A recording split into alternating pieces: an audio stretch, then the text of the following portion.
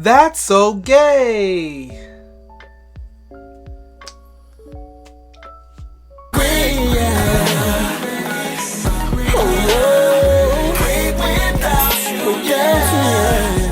What's up, everybody? Welcome back to Locked In.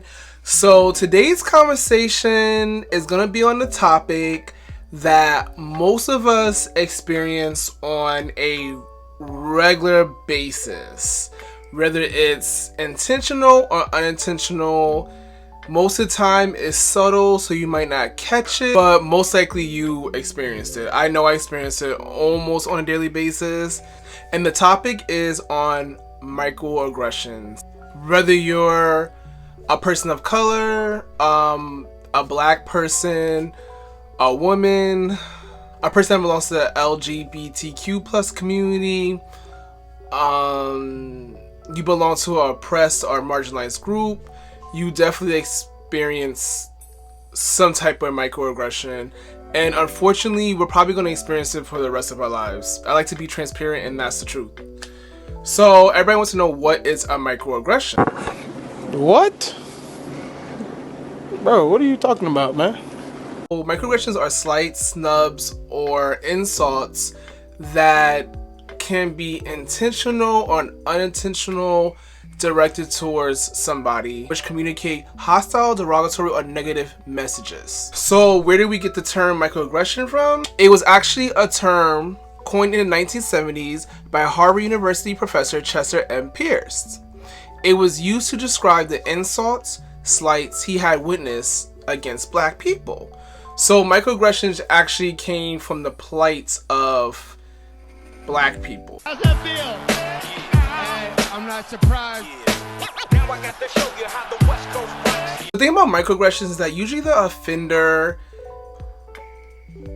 most likely don't mean to offend the victim, because typically microaggressions come from stereotypes or implicit biases, and a lot of times we're socially conditioned to believe in these stereotypes and these biases. And researchers have stated that over time these microaggressions can cause anxiety, depression, a lot of traumas. So being part of the LGBTQ plus community, living in a cis heteronormative society, country, world, I've definitely have faced microaggressions, and adding black to that, it's not cute. I've definitely experienced microaggressions from literally being black and from literally being gay. And when you put those two together, yeah. Down below, I have a couple of links to websites explaining what a microaggression is and some of the microaggressions that LGBTQ plus community members face and how to handle them. I'm going to name a couple of them, and I'm going to explain the microaggression that I recently went through. So some of the microaggressions that I experienced being part of the LGBTQ plus community, and some that you may experience. Well, I'm going to name some that you may experience not being part of the queer community. Okay, some of the microaggressions that you may have experienced, not being sexual or gender related, could be if you're Asian and someone says to you, hey, can you do my math homework? It's like, because I'm Asian, I should be able to do math, or I'm supposed to do your math homework. Or maybe a black man or a black woman who are in a workspace and their white boss says to them, hey, you sound so articulate. Should I not be able to articulate my words or how I feel or anything professional related because I'm black or because I'm from a certain neighborhood? Those are microaggressions, okay?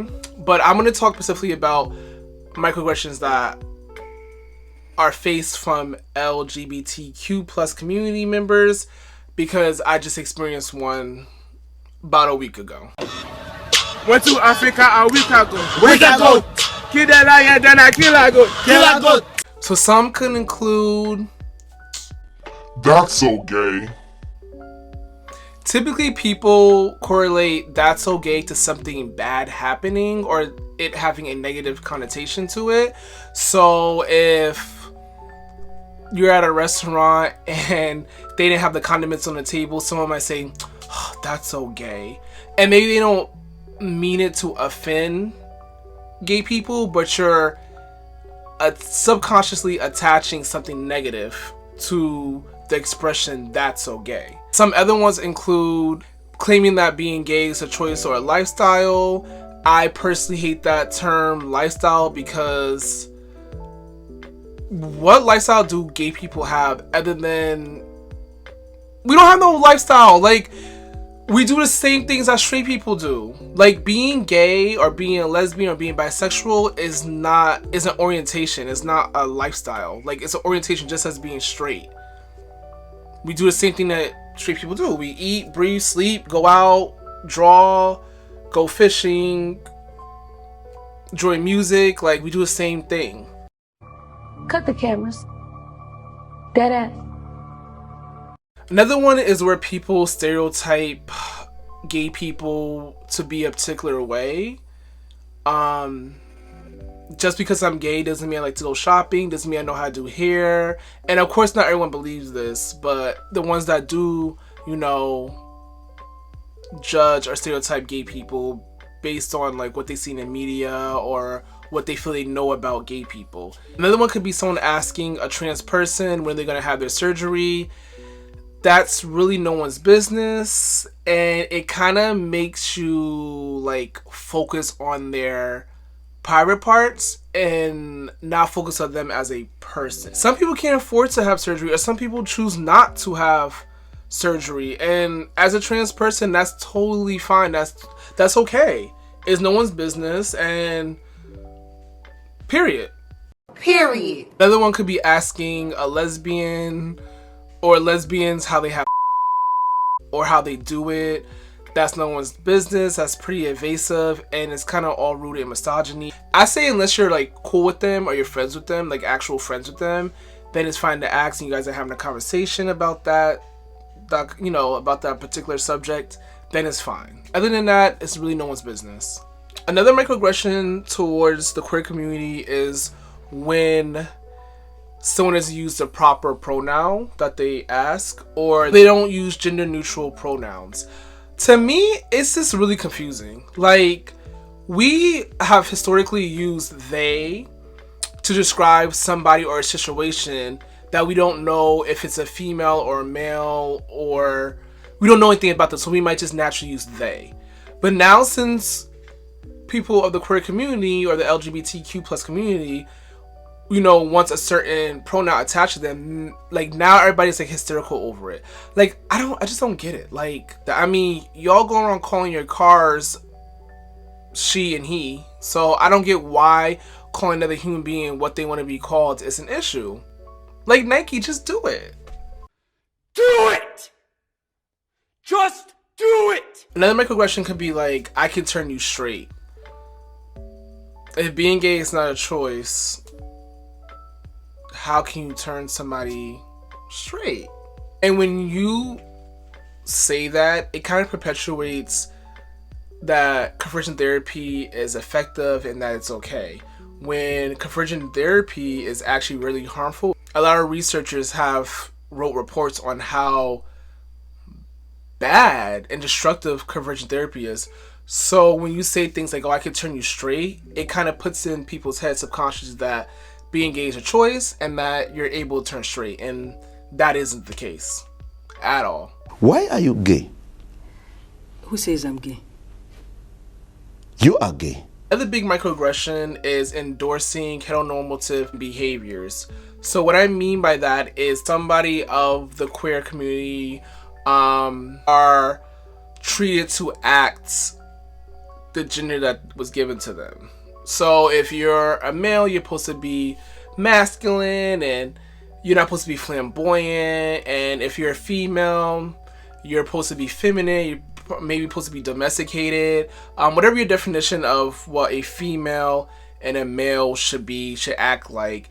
And it's like, we all know why that's wrong, because we all should be free to express who we are, whether it's the feminine side, the masculine side, or both. You should not be ostracized or alienated or disrespected or discriminated because You are who you are. You should not be told, oh, act this way, act that way. Say, ooh. Because they want you to live up to these heteronormative cis ideas and behaviors. No. I'ma do me. You should be able to do you. And they should be able to do what they want to do. Period. Okay, now it's story time. So let me explain how I was a victim of gender and sexual microaggression. Like I said, I've been through, I experienced a lot of microaggressions that I was very aware of, but this one was the most recent one. So here we go. So long story short, basically my girl, she had hit me up and she's like, oh, no, let's go out. Da da da. She brought her boy with her. So I met up with my girl, and as I was walking towards my girl, because the restaurant extends into the water, it's really nice. And in order to get into the bar, you have to go down this like boardwalk. And I've been there a couple of times, so I'm familiar with the setup of the place. And there's always like 3 to 2 guys like at the end of the boardwalk before you enter into the bar or club. I think they might be valet parkers. I don't know what they do, but they're always just there. Anyway, I'm on the phone with my girl walking down the boardwalk to the entrance, and she's coming out, and I think she had said to them like, oh, can I go meet my friend or something like that or whatever. I guess she felt like she couldn't go back inside or something. I don't know. But I'm like, okay, girl, I'm here, da da da. So I hang up my phone because I see her, and I'm just like, hey, boo. And then I gave her a hug. So he goes, oh, like one of the security guards or whatever his position is. He goes, oh, so all I have to do is say, hey, boo, to get a hug from you? And then, ha ha ha. I'm minding my business. I know that my sexuality obviously was a premise of the joke that he started, the corny joke that he started. It's whatever. Like, whatever. It's corny, but it's whatever. So he goes, I'm minding my business. I give her a hug. Hey, boo, dude. And he says a little corny joke, minding my business. And he goes, I don't want no hug from you. I wasn't talking about you. I don't want no hug from you. Now why am I in it? And you could have did it. See how I get it wrong because you never apologized. Me, I'm a very sensitive person. And when I say sensitive, I mean like I react. I don't mean sensitive as in like, you know, I go and cry or whatever. I mean, I could be sensitive in that way, but I'm sensitive as in like, I react very strongly to things that I'm like, you know. Put that candy back. I'm not buying you all that mess. Oh, try me, bitch. So I'm like, in the moment, I'm like, oh, I don't want no hug. I don't want to give you no hug. Trust me, I don't want to give you no hug. Like, no. And the old me would have like taken that in and like been like, yo, like, should I have cursed him out? And I'd be thinking about it. But I'm just like, no, I'm here to meet my friend. I'm here to have a good time. I'm not here to like ruin the night or react so strongly to his corny joke. So I'm inside. I'm enjoying my time. I'm not really thinking about the guy at all. Like, actually, I wasn't thinking about him at all. Not really. I was not thinking about the guy at all. I'm just drinks, music, I'm talking, I'm socializing with her friend or whatever. So then it's time to go. We're leaving, whatever. So me and her walking out, minding my business, looking cute. So I'm leaving, whatever, and then the guy brings up the joke again. Once again, corny. He's like, but remember, I don't want to hug you. I don't want to hug you. I don't want to hug you. So I'm just like, so in that moment, I'm like, wait, did this guy just do the same joke? Like, this is some microaggression shit. Like, because I had nothing to do with this shit. Like, why are you bringing me into this joke? Like, I don't get it. Like, shouldn't you be parking cars or something, or socializing with your friends when you should be working or something? I don't know, but do your thing. Like, leave me out of this joke. So I say to him, trust me, we're on the same, then that's why I start going like this. Trust me, we on the same level. We on the same level. We eye to eye. I don't want to hug. I don't want to touch you. We want to, trust me.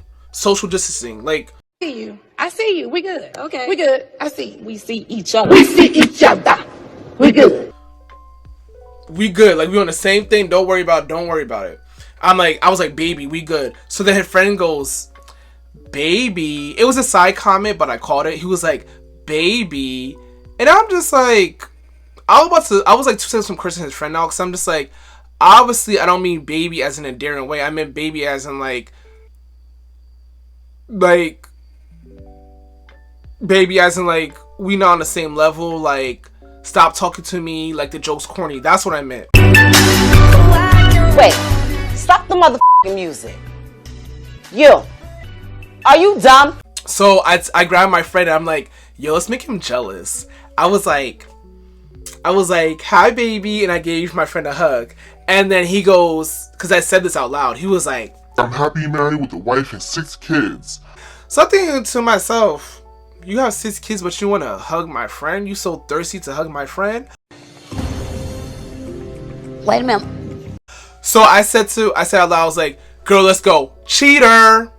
I'm at home and I'm just like, yo, was this a microaggression? Like, because I overthink things, I overanalyze things, so I'm just like, was it a microaggression? Was this some type of form of like homo negativity? Or was it not that big of a deal? So I asked my friend, she was just like, you either should have like joked around with him or just like cursed him out. And I feel like I handled it the right way. You didn't overreact, you didn't like get angry, you just played back on his joke and you really kind of like came at him on some low-key shit. You handle yourself in a like civil way. Then was that microaggression? But I was like, nah, it was, because I know that if I was a straight guy and my friend was my boo, like my girl was my boo, he would never have made that joke. Okay. Or even if I was like, even if I wasn't her boyfriend, something like that, a guy that's pursuing her and they kind of got the message like, oh, this guy might be pursuing her, they would never said that out of respect. So how do one respond to a microaggression? Well, since microaggressions come from a place of stereotypes and implicit biases, like I have stated, or like I'm stating now, the perpetrator or the offender most of the time do not mean to be offensive. So how you can handle it is, first of all, safety comes first. So if you're in an environment where you feel uncomfortable or unsafe to confront the offender, then don't do it. Some choose to ignore it, some choose to just walk away from it, and some people go home and just think about like, did I just experience a microaggression? And they tend to go back and say something to the offender, or they just think on it and try to make sure that they're aware of it next time. That can be simply asking them, hey, what did you mean by what you said? And you can explain how it hurt you, or how it was offensive, or how it was a microaggression, because some people are just unaware of what they said, and that they committed a microaggression, or they were a microaggressor. So it's better if you're able to, in a safe space and you feel comfortable enough, you have the bandwidth to confront them, to just talk to them in a respectful way and be like, hey, do you know what you just said to me? Do you know how offensive that is, or harmful that is, or that wasn't okay? And that's totally fine. However you choose to handle it is really your prerogative.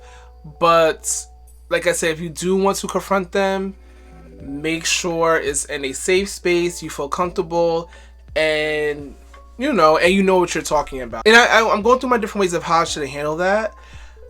I didn't know the dude, so I didn't care to really help him understand, because he was just so corny.